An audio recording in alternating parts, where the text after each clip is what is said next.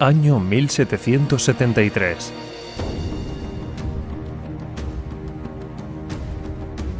Las 13 colonias estaban bajo el gobierno británico.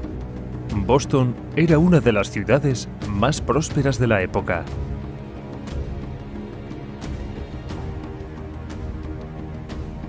Pero el pueblo estaba empobrecido, cansado de la imposición de leyes y tasas sin darles voz en el Parlamento.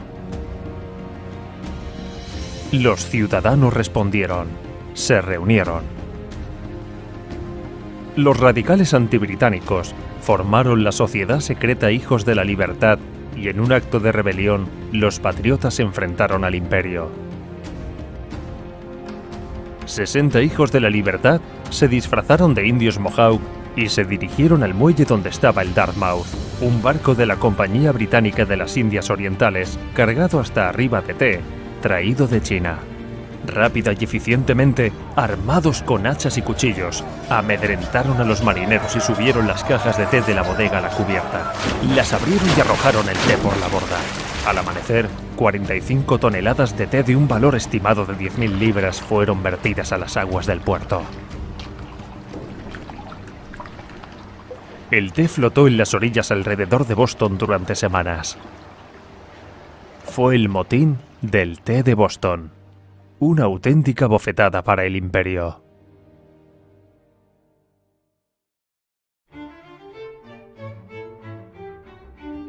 Diez años antes, en la Guerra de los 7 años que enfrentó a Gran Bretaña contra Francia y España, el imperio recibió gran ayuda económica y militar de las colonias, pero dicha colaboración no les fue recompensada. El rey Jorge III y el Parlamento británico decidieron que los colonos americanos deberían pagar la enorme deuda provocada por la guerra. Vieron crecer las medidas represivas mediante impuestos que debían pagar por artículos indispensables como el papel, el vidrio y la pintura. La reacción no se hizo esperar. La prensa lo condenó y los Hijos de la Libertad organizaron duras manifestaciones. El motín del té llevó a que el Parlamento británico aprobase las actas intolerables, limitando aún más los derechos de los colonos. Esto fue un factor determinante para la convocación del primer Congreso Continental, que las rechazó por completo. El objetivo era boicotear los bienes británicos. El 19 de abril de 1775 la tensión se incrementó. Gran Bretaña movilizó sus tropas desde Boston, lo que provocó la batalla de Lexington, un suceso que prendería la llama de una revolución que condujo al nacimiento de un país. Había dado comienzo la Guerra de la Independencia estadounidense.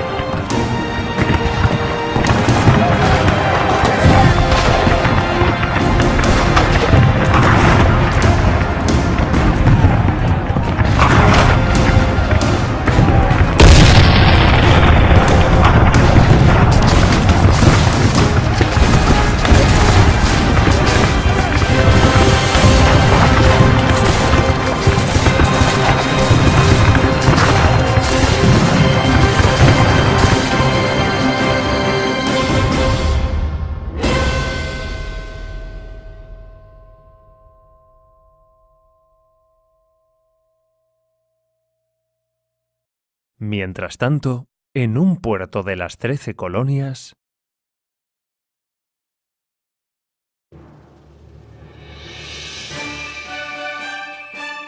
Bernardo de Gálvez nació el 23 de julio de 1746 en Macharabiaya, un pueblo de montaña situado en la provincia de Málaga. Era el primogénito del general Matías de Gálvez y Gallardo.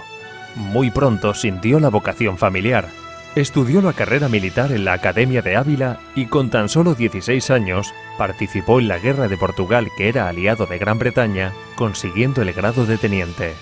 Llegó al norte de Nueva España en 1762 como capitán del Ejército Real y llevó a cabo una campaña contra los apaches, comandando a los duros dragones de cuera, curtidos jinetes de frontera, preparados para enfrentarse a los apaches cuerpo a cuerpo si era necesario. Recibió múltiples heridas, algunas muy serias. lo que no impidió que en 1770, con 24 años, fuera ascendido a comandante de armas de Nueva Vizcaya y Sonora, actualmente Nuevo México. En 1772, en compañía de su tío José de Gálvez, vuelve a la península ibérica y es destinado a Pau en Francia, con el regimiento de Cantabria, donde aprende a hablar francés, que le sería muy útil después, en la Luisiana. Destinado a Sevilla en 1775, participa en la desastrosa expedición contra Argel capitaneada por Alejandro Reilly, donde durante la conquista del fuerte que defendía la ciudad, es gravemente herido de nuevo. Ese mismo año, consigue el ascenso a teniente coronel y llega a ser profesor en la Academia de Ávila. Es destinado otra vez a América en 1776 como coronel del Regimiento Fijo de la Luisiana, y posteriormente se le concede el cargo de gobernador. Es así como el 1 de enero de 1777, Bernardo de Gálvez desembarca en Nueva Orleans. La Luisiana era una región de contornos muy difusos y poco explorada, que se extendía desde el Golfo de Canadá al Golfo de México. Fue cedida por Francia a España en compensación por la cesión de la Florida a Inglaterra tras la Guerra de los 7 Años. Al sur de la Luisiana, en plena desembocadura del río Mississippi, se encontraba la Plaza de Nueva Orleans. Por su ubicación se trataba de un punto estratégico inestimable. Era la entrada al Mississippi y por lo tanto a la retaguardia de los colonos. El primer objetivo de Gálvez como gobernador fue perseguir el contrabando inglés a través del río y favorecer el comercio con Francia y el libre tráfico con Cuba y Yucatán. Desde el primer momento, ayudó económicamente a los rebeldes norteamericanos, llegando a pertrechar a 30.000 rebeldes con sus uniformes, fusiles y 216 cañones.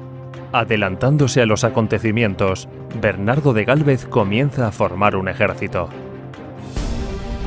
Durante 1778, refuerza la presencia española en la provincia fundando colonias como la ciudad de Galveston al sur del actual Texas y continúa con la ayuda a los colonos norteamericanos.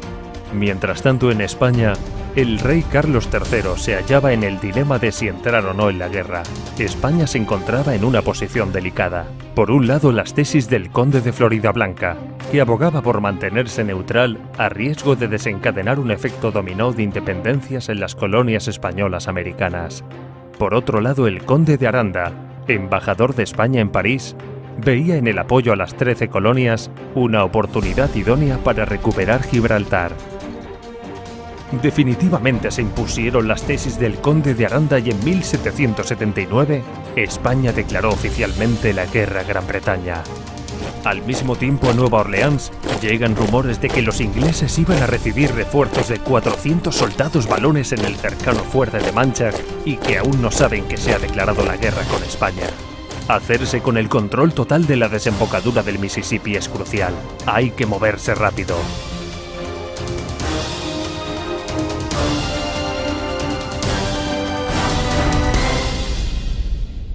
Gálvez reúne a sus oficiales.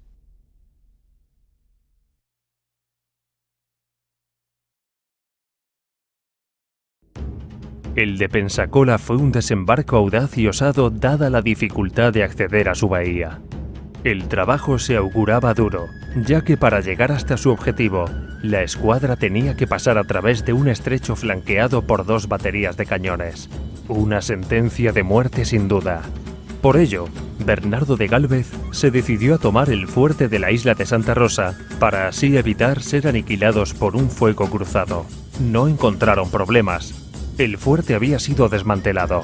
Solo quedaba la batería de Barrancas Coloradas. La empresa comenzaba a tomar forma, pero aún así empezaron las discrepancias, pues mientras Gálvez quería entrar en la bahía y tomar Pensacola, el almirante Calvo de Irazábal se negaba en rotundo a atravesar el estrecho. Argumentaba que no se conocía bien el terreno y que una peligrosa tormenta tropical se aproximaba hacia el lugar. Para Gálvez, en cambio, no había opción. El marino subió a bordo de su bergantín, el Galveston, y se dispuso a entrar solo en la bahía pasando a través del fuego enemigo. Gálvez enarboló la bandera de comandante y entró en el puerto junto a 2 pequeñas cañoneras y un buque de transporte. No sufrió serios daños por parte de las baterías enemigas y además atrajo el fuego sobre sus barcos. De aquí es de donde viene la leyenda que se puede leer en su escudo de armas: yo solo. Al verle, pasó el resto de la escuadra. Tras el ataque inicial, y como estaba planeado, una fuerza terrestre española tomó posiciones para ayudar a asediar Pensacola. Eran 8.000 los hombres preparados para iniciar el asedio en contra de los 3.000 ingleses. Todo dependía ahora de las fuerzas terrestres comandadas por José de Ezpeleta. Este tenía órdenes de tomar los 3 fuertes que defendían Pensacola: el de la Media Luna, el del Sombrero y el Fuerte George. Las fuerzas españolas consiguieron tomar la fortaleza de la Media Luna, donde murieron 52 británicos. A partir de ahí consiguieron pasar a la del Sombrero. Tras 10 días de duro combate bajo la lluvia, solo el Fuerte George se interponía en el camino del malagueño.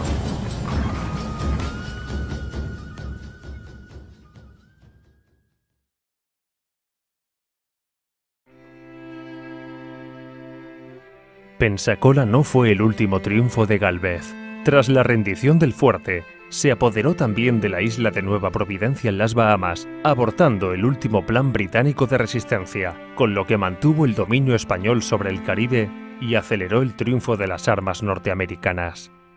El 19 de octubre de 1781 se rendía el militar y gobernador colonial inglés Charles Cornwallis en Yorktown, siendo una de las batallas definitivas de la Guerra de Independencia norteamericana. En el año 1783, Gálvez regresó a España para recibir los títulos de vizconde de Galveston y conde de Gálvez. Carlos III le concede como cimera en su escudo nobiliario la leyenda Yo Solo, además de añadir el bergantín Galveston. Es nombrado virrey de Nueva España en 1785, como sucesor de su padre. Actuó como un verdadero prototipo de ilustrado. De trato sencillo, amable y franco, el virrey Gálvez llegó a ser muy popular. Cuando hubo heladas y hambruna, de su propio dinero compró maíz y frijol para dar a los necesitados. El día 30 de noviembre de 1786 muere a los 40 años de edad. Aunque poco se haya escuchado sobre él, Bernardo de Gálvez fue un brillante general español, humanitario gobernante y uno de los grandes líderes que contribuyó a ganar la Guerra de la Revolución a los Estados Unidos. Gálvez, héroe compartido de la patria norteamericana, figura por derecho propio en el Olimpo de los soldados esforzados, aquellos que con desprecio de su vida y a costa de peligros y penalidades ayudan al progreso de las naciones en busca de su independencia y libertad.